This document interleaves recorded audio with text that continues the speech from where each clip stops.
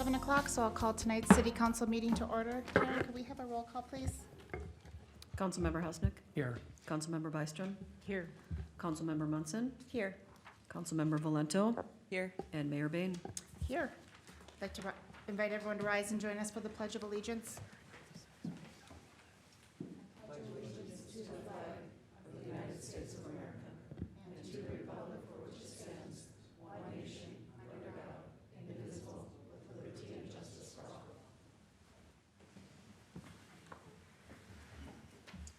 Council, we have an agenda before you for consideration this evening. I will entertain a motion to approve. So moved. I'll second. We have a motion and a second. All those in favor signal by saying aye. Aye. Oppose, and our agenda is approved. Our next item this evening is open forum. Open forum is any interested party's opportunity to address council on any topic of your choosing. And looks like we have one signed up for open forum, and Don Ship.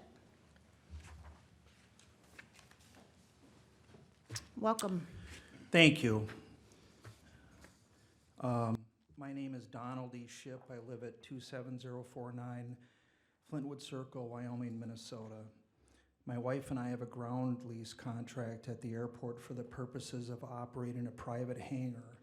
We rent a lot. For 4 years, the city of Forest Lake sent us bills for the runway paving project. The city finally stopped because it knew that those charges were a violation of our contracts. The city claimed that those that hadn't paid for those previous years still owed. That is not true. We never owed. Our contracts have been reviewed by multiple attorneys, including the legal staff at the Aircraft Owners and Pilots Association. A 90% state grant has nothing to do with leaseholders at our airport. Minnesota cities either contribute their 10% to receive 9 times that amount in return, or they decline the offer. Any attempt to bill hangar owners for non-contractual items is wrong. In addition, in my case, the city threatened to kick me off the airport. Here is the threatening letter from then City Administrator Aaron Parrish. In my attempt to resolve the matter in a meeting between Donald L. Ship, Aaron Parrish, and myself, Aaron Parrish said this to me, I'm quoting, "I know that there is no language in your contract to charge you for a runway paving project. The city council wanted it, the airport commission passed it, I had a council meeting in about 90 minutes, the best thing that I could come up with was to call it rent," unquote. In 2021, I met with current city administrator Patrick Casey, and I advised him that we needed to set up arbitration to resolve the issue. Very shortly after that meeting with Mr. Casey, I received a revised invoice from the city of Forest Lake. Someone had paid for most of my outstanding contract bill. City employee Abby Ristow claimed that she couldn't remember who paid my bill. After 2 data practice requests, I finally found out that Sam Husnick Construction paid for most of my bill. I recommend that you return that money to Sam Husnick. Every year since 2017, the city of Forest Lake has received official notice from a letter written by an attorney that it has breached the ground leases at the airport. Just like our state highway system is impressive, our state airport system is also impressive. As per the director of MnDOT Aeronautics, Forest Lake receives 75% of its maintenance costs paid for by the state. The city has received millions of dollars of funding from the state for the airport. Please respect our contracts and refund to us what was charged improperly. I will email all this information to the Forest Lake Times and all city council members. I look forward to addressing the city council next month to detail other airport matters. Thank you. Thank you, Mr. Ship. Is there anybody else that would like to speak in open forum this evening? Karen, anybody online? There is no one. All right, we'll close open forum and bring the meeting back to council. Council, before you, next is consent agenda items 6A through 6G. I'll entertain either a motion or any changes. So moved. I'll put it, yeah. We have a motion from Councilmember Byström. Is there a second? I'll second. Councilmember Husnick, motion and a second. All those in favor signal by saying aye. Oppose? And our consent agenda is approved. We'll move on to our regular agenda. For council's consideration, 7A, Resolution 523-2201, Master Partnership Contract with Minnesota Department of Transportation. And Ryan, I believe you're walking us through this.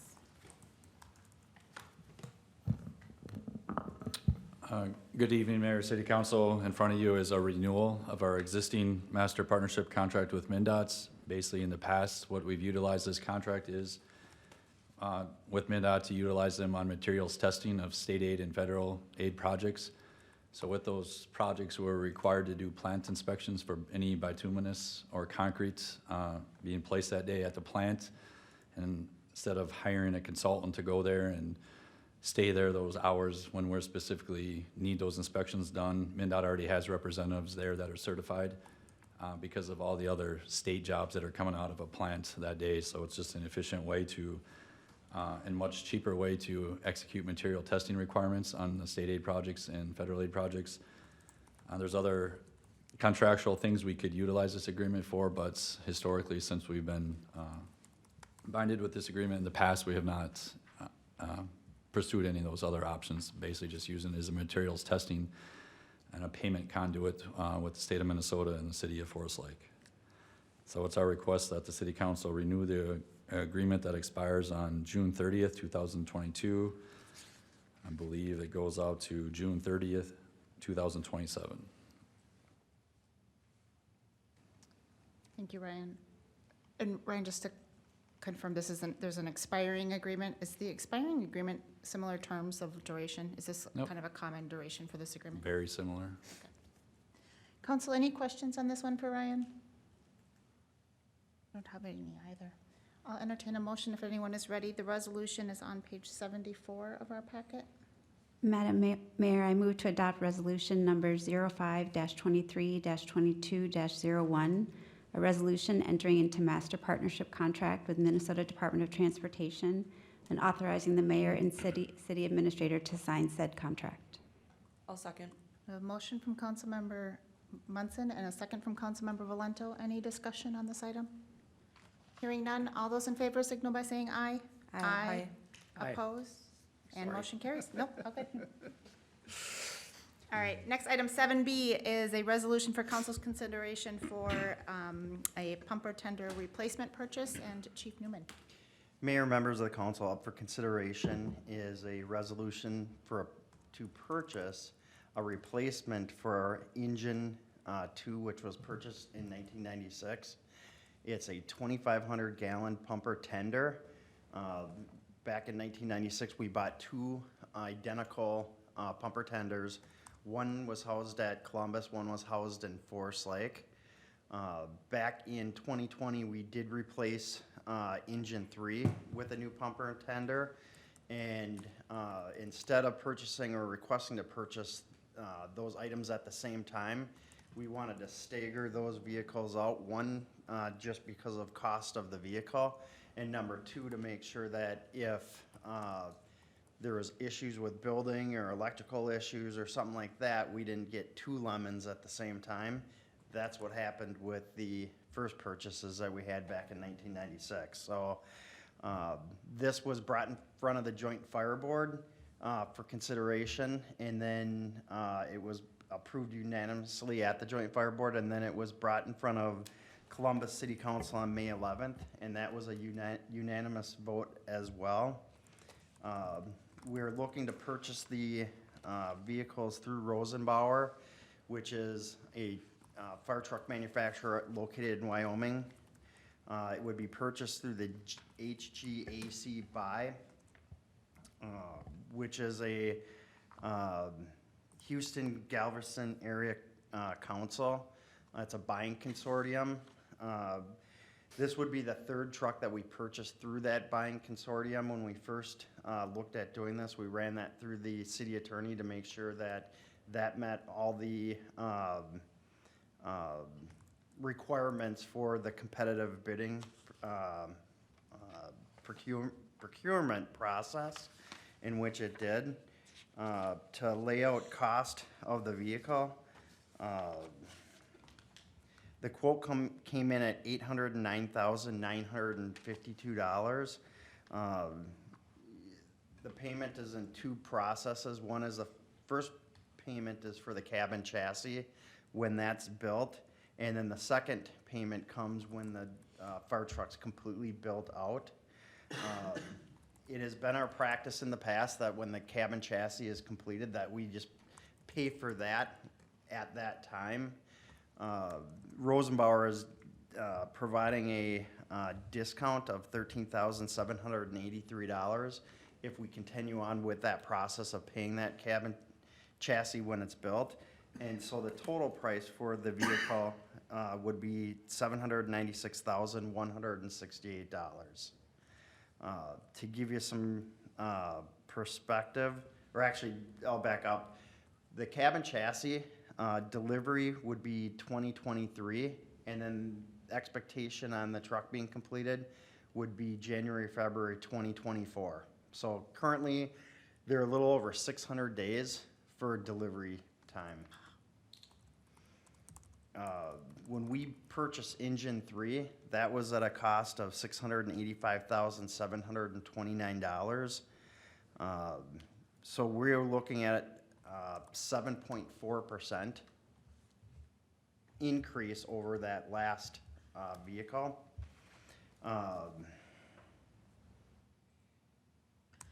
They're looking at price increases at the end of this month, and so if we move into after 5/31 for a purchase, it goes up another 7% or $56,696. So as we've seen with just about anything, large equipment or vehicles, substantial increases in the last year.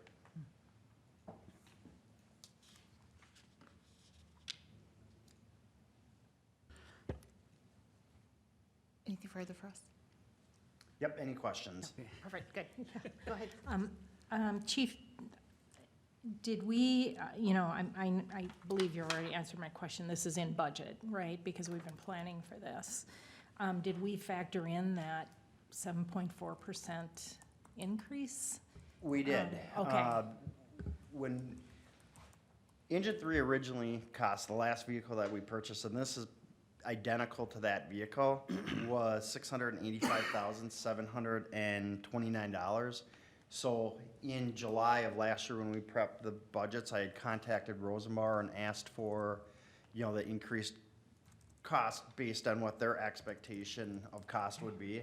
But due to staffing shortages, the cost of aluminum, electric wiring and harnesses and everything that goes into a fire truck, their costs have far exceeded what they thought the cost increase was gonna be.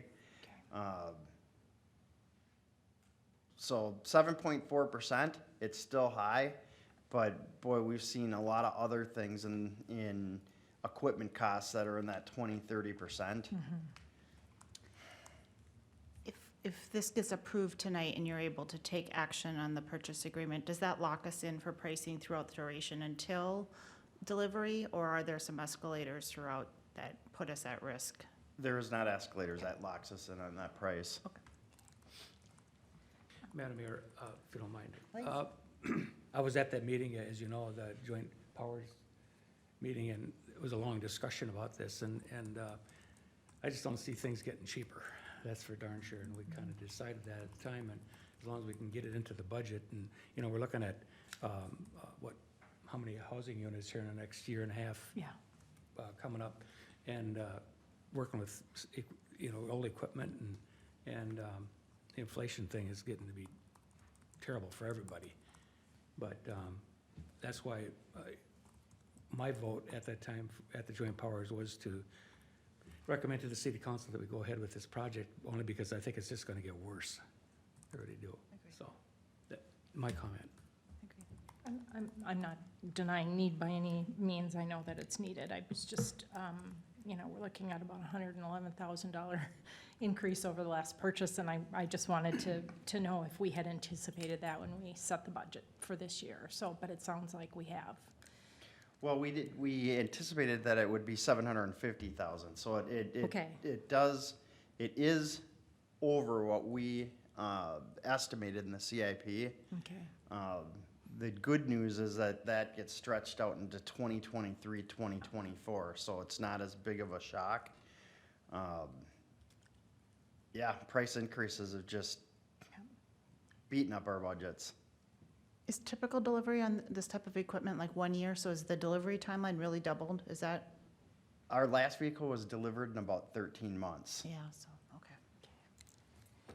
And I think just one question for me. Can you talk a little bit more, Chief, about that HGAC buy program? I mean, what are the benefits to us to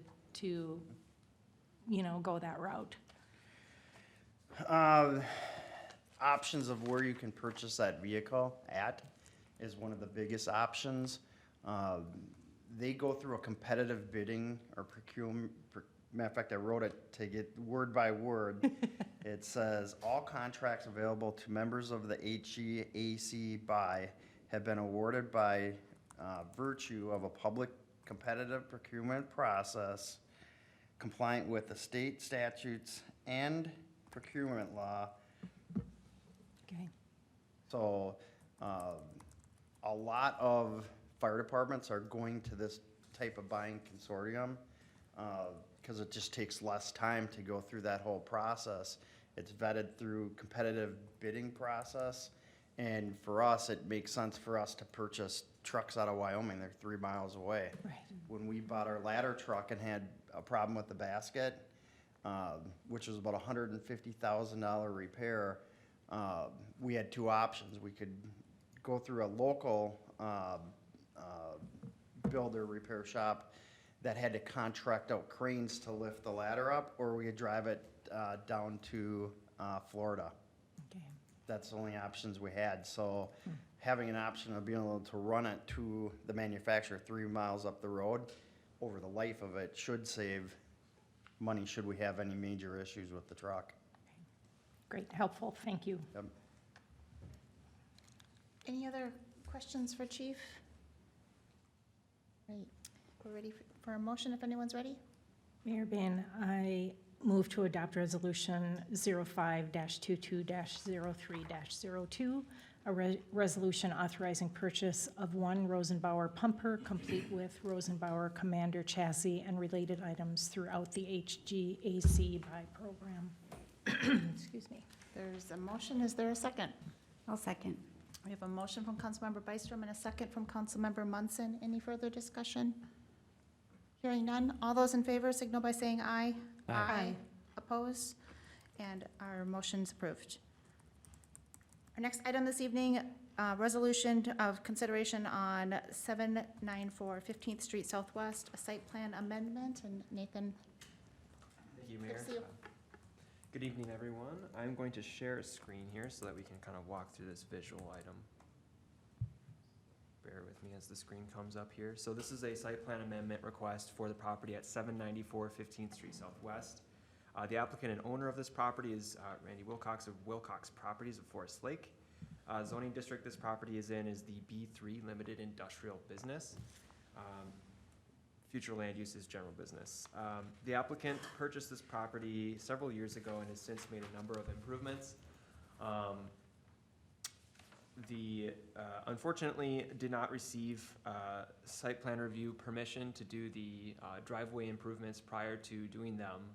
However, he has, since this was identified, worked with staff to remedy this issue by applying for both a fence conditional use permit for the installation of a fence in the front yard, in addition to this site plan amendment request. So the screen that you see here is showing the existing conditions of the property. The driveway asphalt improvements are shown in gray here. And so in working with staff, we have identified, or staff working with the applicant here, we've identified a few different improvements which will be required to actually continue to kind of finish this job in terms of bringing it into compliance with city code. And so I'll show those to you here. Sort of zoomed in, you can see there's three main things that are gonna be proposed here, or that are being proposed. One is striping the parking stalls, which I believe that work has already been completed. Two is the installation of a ribbon curb, which will guide stormwater, to the third thing, which is the installation of a stormwater pond. This was required by the watershed to treat the stormwater on the site. So those are the three things that are being proposed here with this amendment. Staff do recommend approval, as it appears that this will bring the site into compliance with the city code. Resolution is associated with this item, and that is 5232203. So that's all I have formally prepared for you. I'm happy to take any questions. I would note that the Planning Commission did recommend approval at their last meeting. Thank you, Nathan. One quick note of just clarification. You noted 3 items, but the approval, are there 4 staff conditions? Is that right? Yes, we're suggesting 4 conditions of approval. Perfect. Thank you. Yep. Council, any questions for Nathan? Or any comments in general on the property?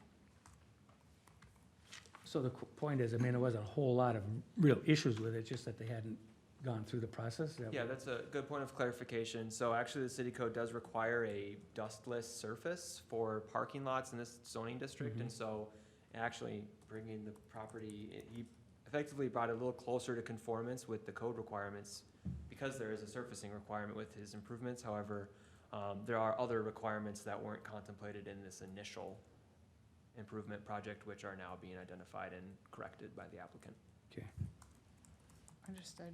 Madam Mayor, based on that, what Nate just told us was, I moved to adopt resolution 0523-22-03, approving the site plan amendment requested for 794 15th Street Southwest, subject to the conditions 1 through 4 detailed by staff. I'll second. We have a motion from Councilmember Husnick and a second from Councilmember Valento. Any further discussion? Just add a quick item, a note of appreciation for everyone on working on bringing this one into compliance. Nobody likes doing this after the fact, but it's better than not doing it at all, so Yep. much appreciated. With that, all those in favor signal by saying aye. Aye. Aye. Oppose? And motion carries. We are on to 7D, which is the Parkland Dedication Amendment Ordinance 707. And Nathan, this one is yours as well. Thank you, Mayor. So this ordinance is in front of the city council. This is a ordinance regarding the parkland dedication section of city code, which is found in the subdivision ordinance. This ordinance would repeal and replace the existing language surrounding parkland dedication. I believe the council is familiar with what's being proposed here. That is, number 1, to help simplify the language in the city's ordinance. This will kind of streamline and clarify how the actual parkland dedication ordinance reads. The second piece is actually to bring the existing ordinance into compliance with state statutes. So there's really specific state statutes that really are fairly specific about what cities can do for parkland dedication. And this ordinance will bring the city's parkland dedication ordinance in line with statutory requirements and help, remove issues where there may be some potential, challenges to the city's ordinance. So with that being said, those are the two main benefits of this particular ordinance. So this one will help repeal and replace, and the next ordinance that's on the agenda this evening will be a fee schedule amendment that is related to the parkland dedication. So. Understood. We should take these individually. Council for consideration is ordinance 707, which is the Parkland Dedication Ordinance. Any further discussion? Just note for those in the audience, this was workshopped by council at a recent meeting or discussed with council in a recent meeting. Go Sorry, ahead. one thing I did forget to mention for the council is that this particular ordinance, 707, was reviewed by both the Planning Commission and the Parks, Lakes, and Trails Commission. Both of those commissions did recommend approval to the city council. It's going to be my question. So, good. Thank you. And I'm not seeing any significant changes from when we discussed in our workshop discussion. No, there was one question that the Planning Commission had regarding what the city can do with the funds that's received, but that particular question was kind of resolved by staff. So, no major changes. Very good.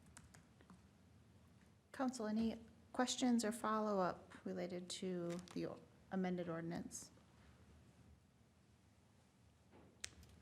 All right. Happy to entertain a motion if anyone is ready.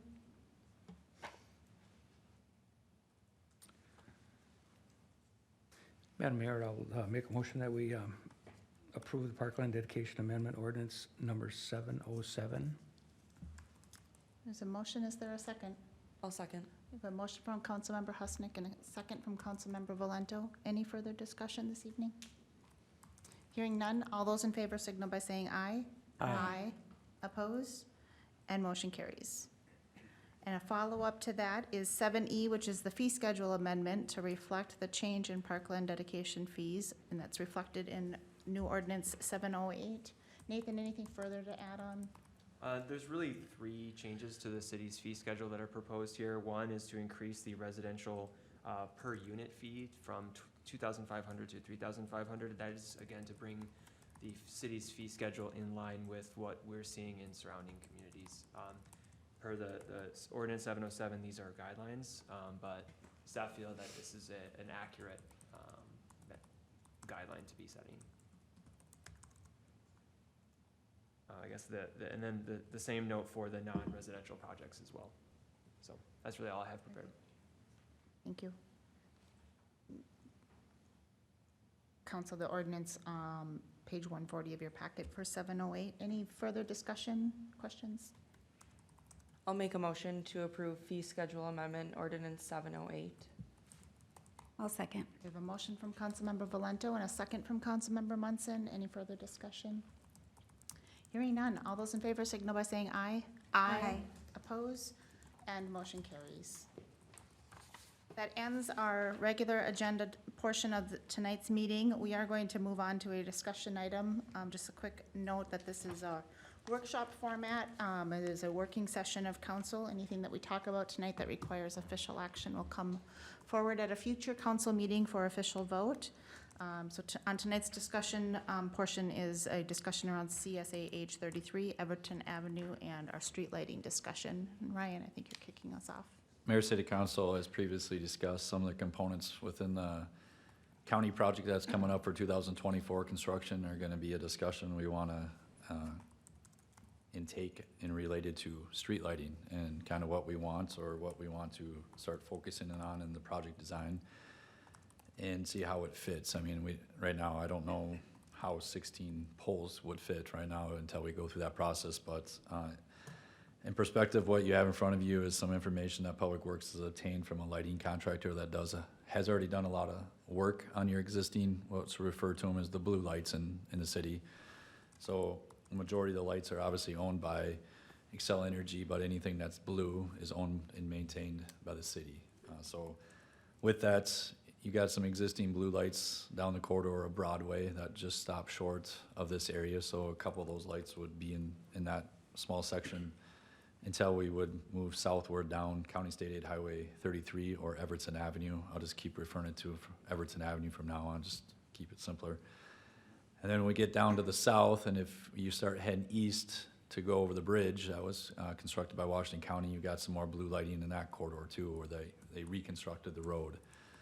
So we got that segment that's not completed between Broadway and County State Aid Highway 32 or the bridge. And we're bringing some information forward here to make some decisions moving forward as the county's at 60% plans currently right now. In what they are proposing is 2 30-foot fiberglass Cobra heads. Basically, those would be on your steel poles, a steel gray looking pole at the mid-block pedestrian crosswalk. They feel it's very important to light that crossing, so that's why they're proposing then to split that 50-50 per their cost share policy. There's ways you could potentially reduce the costs that I've outlined in my memo. They've obtained some quotes from some electrical contractors. They're looking at approximately $15,000 for those two lights. You could reduce the pole height or look at some alternative lighting fixture styles. If we wanted to, just replace those with a blue pole, same heights, obviously there's a lot more expense with that, but that is something that would be more uniform in the corridor for lighting wise.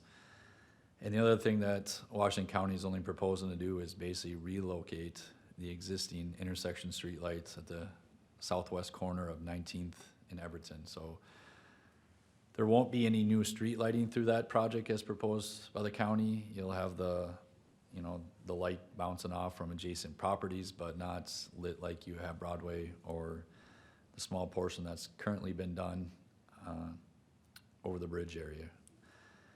It's something I know that, you know, when the city first developed this blue style pole was a vision that they had, and, you know, they, in the Highway 61 aesthetics and water quality plan, they had that vision for the 61 corridor too. We just want to bring this forth because, one, it's obviously an expense to plan for. We have 2 years to plan for it. It's our understanding that these are, well, 'cause these are our city standard light poles, fixtures. On the second page, it shows what exactly I'm talking about. So if you aren't that familiar with those poles, you can see some pictures. That we do qualify for state eligibility, state aid funding, so this would come from our construction state aid funding.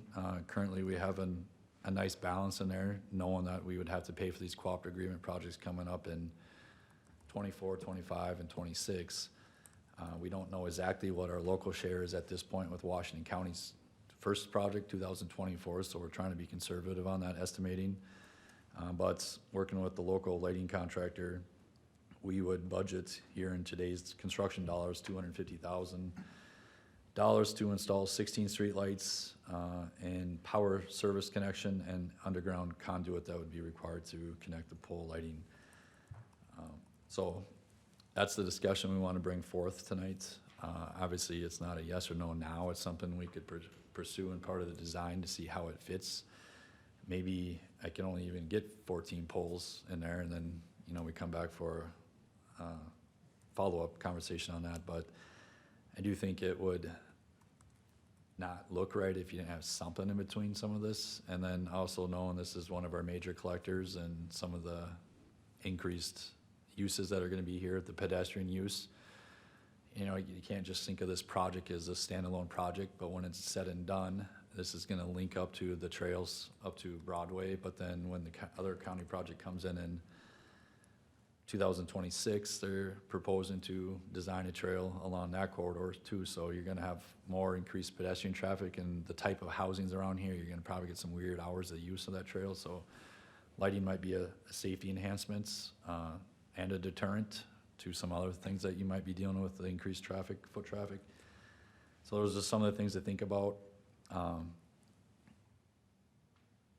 It's just, you know, we got the estimate now too, and by the time 2024, and you're talking the type of material we're talking about, there could be some potential increases, but again, we would have time to adjust before that project was bid. If we had to pull out some of the poles and could bid it as an alternate or something like that, or reduce the number we got. But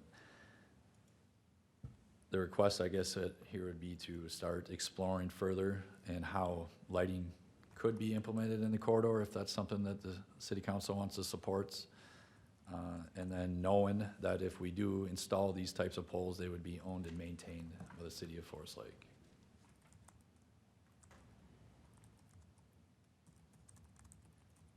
Ryan, a quick question that comes to mind. When you, so 16 poles, are those, I understand the design element is different, but are those additional poles? And so the overall segment from Broadway to 11th is going to be brighter, or is it just replacing and it's more of a decorative feature? It would generally space the poles out equally over that distance, and we got the quote of 16. 2 would be approximately on the Broadway stretch to finish out that lighting on the south side of the Broadway corridor. And the other 14 would go down the whole duration of Everton. Now that the county wants to do 2 of those Cobra heads at that specific location, maybe that then allows us to space out the poles a little better, and therefore you can instantly drop to 15. Right. You know, that's stuff that we won't know until we actually start playing with that into the alignment of the road, and then looking at some of the footings on the candle. The lighting on that street today, though, that's more my question. I'm unfamiliar. It's been a while since I drove that at night. Is it, are they new lights? The Broadway street is, they're 300 feet apart alternating, so they're every 150 feet, but it's divided roads. So this one is, it's measured out at 300 feet on that one side, because it's not a, it's a two-way road. It's once, okay. Yep. Thank you. So just quick math too, I mean, something to think about is if we continue this, just quick math, if we continue it down County Road 32, that would be another 16 more. If you were gonna follow that trail to connect up, so I mean, if you're thinking long-term, it would probably be 32 poles, or $250,000 twice. Understood. So just, you know, if you're gonna make that decision to go here, you're probably gonna complete that loop around.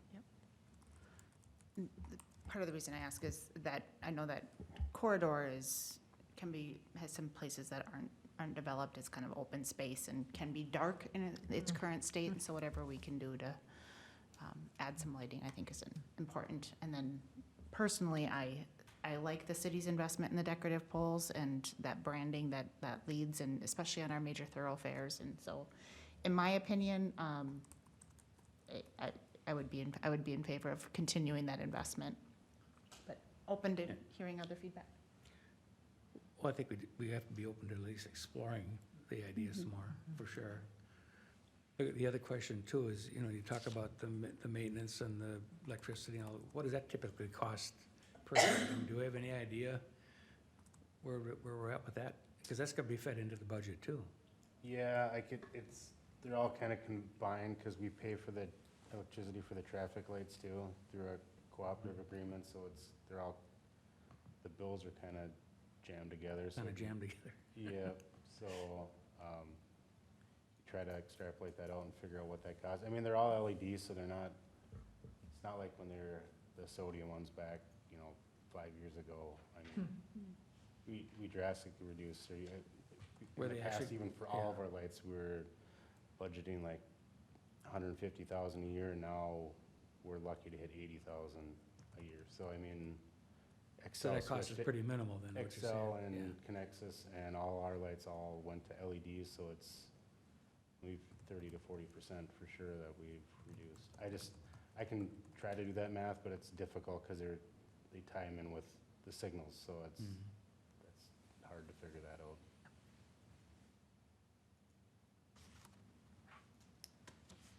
Other points of feedback, questions? I tend to agree with you, Mayor Bay, and aesthetics is important, and we hear a lot, or I do anyway, as a council member, how piecemeal we are, from, area to area in the city, and to have some uniformity in street lighting is, I think that's a plus. So I'd like to explore it further as well, see what it means. Any other points of feedback? Timing for next, when does the next decision point happen on So, the question? just it's my understanding that you guys have wanted us to explore what lighting could look like along that corridor. We could, obviously start at the 16 pole and see how that kind of fits and works with the county design, and then also has some alternative numbers too, just so when we do bring something back, that we would have one or two choices to choose from. Because this is all electronically right now in Washington County's hands, timing is hard to, I don't know, so we'll have to go back and forth with them a little bit here, but for sure, this would all have to come to a conclusion before the end of the year, so we can incorporate into the construction plans as this moves forward. So there's also other things that we need to start working on too with the project, the city sewer and water, things that will be completed in this project, but we have time to come back and have further discussions after we can work with the county on what this would look like, where it will fit, and have more defined answers on actual location, maybe even have a figure that would show where the lights would go if we said yes to 16, yes to 14, or et cetera, downward. So that'd be our next steps. I just can't give you a timing at this point until I can get back in touch with the county. The county knew we were talking to you tonight about this specific item, so. At some point, it'd be helpful to hear kind of just a recap on all of the local share items related to this project and where else we are needing to make other decisions on local share things when it fits. Well, the local share items are gonna come down to our local legs, and anything with water and sewer, and the cost share or the pedestrian trail, Pedestrian, Right. right. and then lighting. So that's really what's affecting our local share. And then percent of construction then is broken down per their cost share agreement, mobilization, traffic control, erosion control, and stuff like that. So those would be the items that fall in that category. And I could share that cost share policy they have. It's a one-page reference sheet that was that's probably the easiest cost share policy I've seen in any county in the state of Minnesota, so. Perfect, good. Be good to see. Any other requests of Ryan or questions, points of input? How long, Ryan, is this project expected to take? I can't recall from previous discussions. Kick it off in 2024? The construction would start in '24, and the majority of it will be completed in '24. Okay. One of the last project management team meetings we had, they started talking about construction staging. There are gonna be some closures on this roadway, so they can do the work that they have to do with the underground utility work and storm sewer stuff. They are having to surcharge that area, that roadway section through that wetland complex. They are working with Menards on having their driveway relocated to align with the business commerce to the east of them, to have a aligned intersection and give them more spacing for the turning movements coming in Menards from Broadway Avenue. So there was just a lot of things that are gonna be going on with trying to maintain traffic, completing the surcharge. Basically, that's putting a bunch of weights on the ground to push down compress those soils, and then obviously all the utility work, and then still trying to maintain emergency medical, garbage, mail, and truck deliveries. So they've been working with a lot of the property owners as we got access from 19th Streets, fortunately, for a lot of these businesses too. So we're not completely cut off with the Everton Avenue project, but it'll be phased approach as a construction moves forward, so. Okay. Thank you.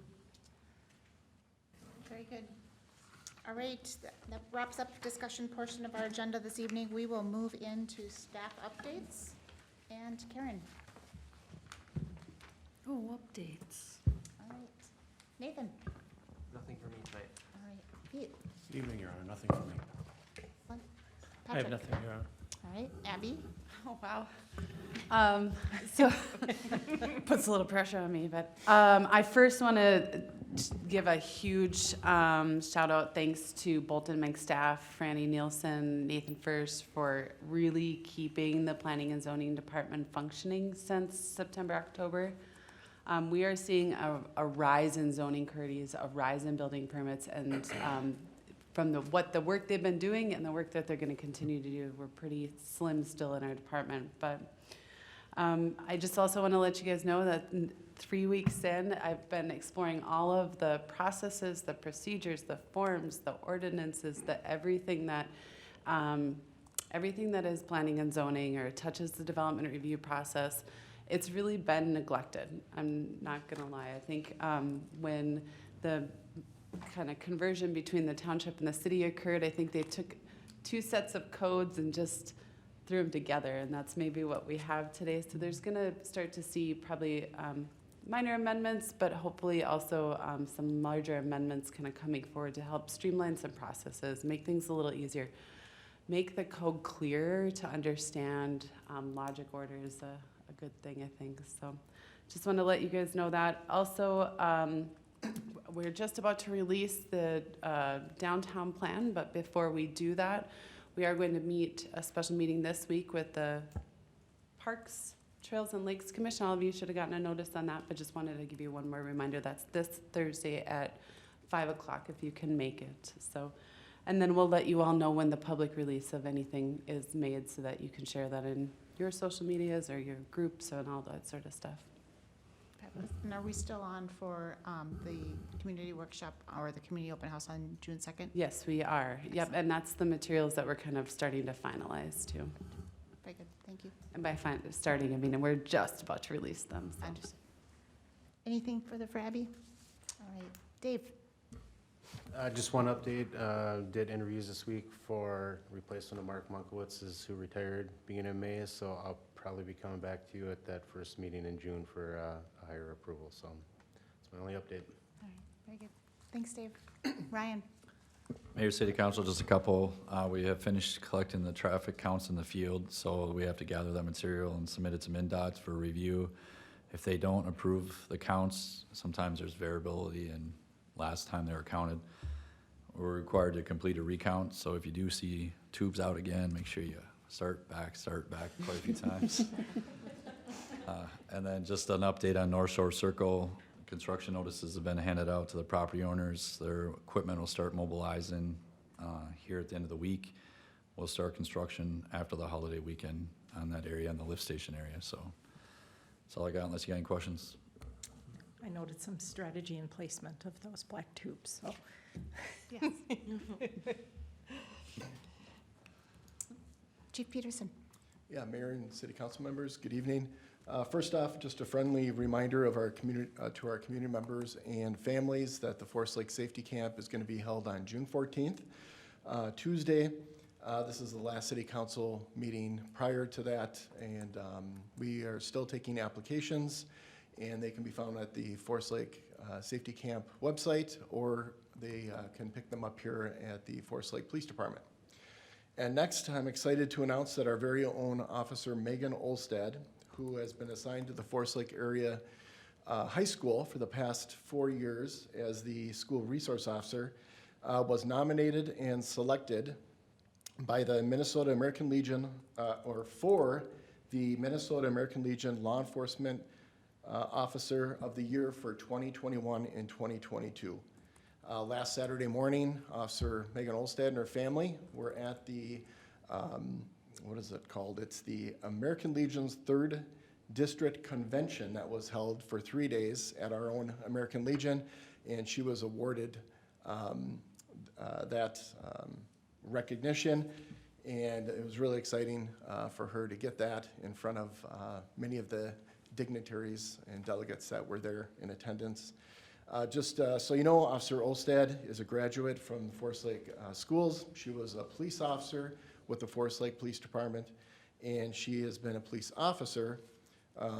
She was a police officer explorer with the Forest Lake Police Department and has been with the Forest Lake Police Department as a police officer for 15 years, and she's been a school resource officer for 6 years. And she was selected as the Law Enforcement Officer of the Year because of her work in the schools and with juveniles over these years. So I just want to recognize her publicly and thank her for her dedication to the Forest Lake Police Department. Other than that, I don't have anything else for you unless you have questions for me. Excellent. Congratulations to Officer Yes. Olstad. Much deserved. We're lucky to have her. Fabulous. Chief Newman. Mayor, members of the council, no updates. Very good. Kim. No updates, thank you. All right. And Kevin, Mike's coming down the line. Mayor, City Council, a couple updates from finance. The city did receive recently their 2020 award for Certificate of Achievement for Excellence in Financial Reporting. This is an award that's given out for government entities that go beyond the minimum GASB requirements to provide the information needed for users of the financial statements to be able to get the information they need from those. So that's a very good award for the city to receive. And then update on 2021, I confirmed with our auditors that I will be getting the draft of the statements by the end of the week, hopefully. We're still gonna probably be doing that June 27th council meeting to present based on the fact that even though the numbers are finalized, just to pull all that together and get all those required notes and statements together does take a lot of time and review to ensure accuracy. But with that said, we can start relying on what numbers are presented in there so we can start our analysis moving forward into 2023. Very good. Thank you, Kevin. And we'll move on to council updates, and we'll start with Councilmember Munson No update tonight. and Councilmember Byström. And just one multifaceted here, I guess. I attended the YMCA board meeting last week, and they did a bike distribution within the community, and they had 96 total bikes to distribute, and they gave away 70 bikes to over 30 local families within the community. Coming up on June 11th, 2022 is the American Heroes Open House at the Forest Lake Y. All military branches of service to include active duty, guard, and reserves, veterans, and family members are invited. Hours are 10 a.m. to 5 p.m. And it's just a show of appreciation, commitment, and support from the Y of the North to our military and veterans. And then one other thing, the Y has once again launched their Get Ready for Summer program. Teens are able to enjoy the Y for free during the summer months. There are some limitations to the number of free passes that they will, that they have capacity for, but people that are interested in that should really sign up now. So it's a great program and a great way to keep our young people busy. Councilmember Husnick. Thank you. I attended the school board meeting that took place last Thursday evening. No, excuse me. Yeah, it was last Thursday, that's what it was. But it was a very short meeting, and they only had a couple resolution things to take care of, and that was pretty much it. Other than that, the other thing I mentioned tonight, when Chief Nguyen was talking, that we had attended the Joint Powers Board, when was it? It was a couple weeks ago anyways, so everybody knows what happened there, so that's all I have for tonight. Thanks. Councilmember Valento. No updates. Very good. Just a quick update for me, just a quick reminder, so we are on the cycle where our June meetings are towards the end of the month, so we will be here, we don't have a council meeting for 3 weeks. Our next meeting will be June 13th. And just a reminder that we do have the community open house for the downtown plan on June 2nd. So be watching for those materials and let's promote that event, and really, it's really good update for those who have been part of the process, and it's also a great introduction to those who maybe have not been part of the process, and fabulous opportunity for some feedback as we start kind of working through the wind down phase of going through any adjustments we might need to make based on feedback that we receive, as well as, just review with our boards, commissions, and kind of ultimately bringing this back to council for approval. So we are on a nice path, and I would say we're deep into the fourth quarter, and it'd be good to get lots of feedback and input as we are working to close out the first part of this planning process. So with that, that is the end of our planned agenda for this evening, and I would entertain a motion to adjourn. So moved. I'll second. We have a motion, and we'll take a second from Councilmember Munson. All those in favor signal by saying aye. Aye. Oppose, and we're adjourned. Good night, everyone. Good night.